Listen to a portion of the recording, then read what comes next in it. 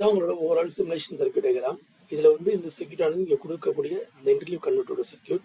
Input வந்து 50 volt கொடுத்துருக்கோங்க. ஆக்சுவலாக இது வந்து க்ளோஸ் லூப் கண்ட்ரோலுக்காக ஒரு பிஐ கண்ட்ரோலர் கொடுத்து அந்த பிஐ கண்ட்ரோலர் நம்ம பல்ஸ் கொடுக்கணும் நம்ம போட்டிருக்கோம். ஸோ இதோட இன்புட்டோட ரன் பண்ணிட்டேன். இன்புட் வழி வந்து பார்த்தீங்கன்னா 50 வோல்ட் வரும் உங்களுக்கு. ஸோ அதுக்கப்புறம் வந்து பார்த்தீங்கன்னா இதோட அவுட்புட் ஆனது வோல்டேஜ் வந்து பார்த்தீங்கன்னா 8 ஓம்ஸ் ரெசிஸ்டர், சாரி 9 ஓம்ஸ் போட்டிருக்கேன். இந்த 9 ஓம்ஸ்க்கு நமக்கு என்ன அவுட்புட் வேல்யூ வருது அப்படின்னு பார்த்தீங்க அப்படின்னா,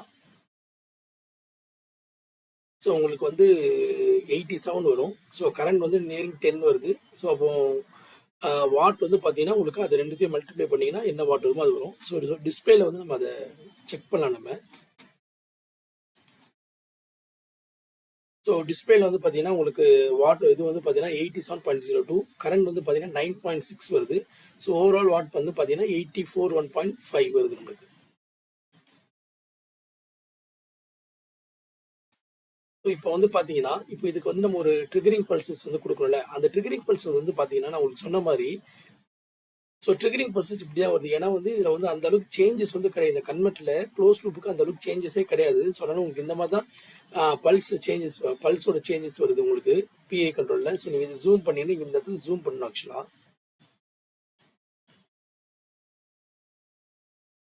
ஸோ நீங்கள் பல்ஸ் ஜூம் பண்ணினா எல்லாமே ஆன் மாதிரி தான் உங்களுக்கு பல்ஸ் வந்து தெரியுது. ஆக்சுவலாக இது கிளிக் பண்ணினா இந்த இடத்துல மட்டும் ஒரு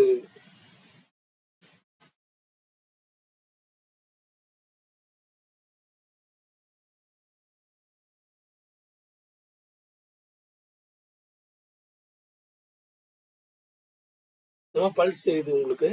ஆக்சுவலாக வந்து பார்த்தீங்கன்னா அதுக்கு மேலே அந்த பல்ஸோட வேரியேஷன்ஸ் வந்து தெரியல. ஆக்சுவலாக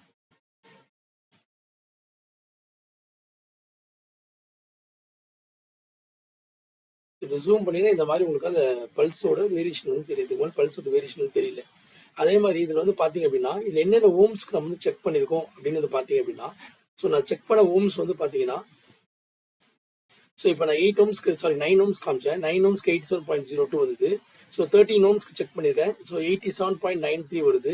ஸோ 10 ஓம்ஸ்க்கு செக் பண்ணியிருக்கேன். 87.32 வருது. ஸோ 11 ஓம்ஸ்க்கு செக் பண்ணியிருக்கேன். 87.56 வருது. ஸோ இது அவுட்புட் கரண்ட் வந்து 7.9, 8.7, 6.7, 9.6. ஸோ இந்த மாதிரி வாட்டில் வந்து வருதுங்க ஆக்சுவலாக இது. ஸோ அதே மாதிரி இதுக்கு வந்து நம்ம இந்த கான்ஸ்டன்ட்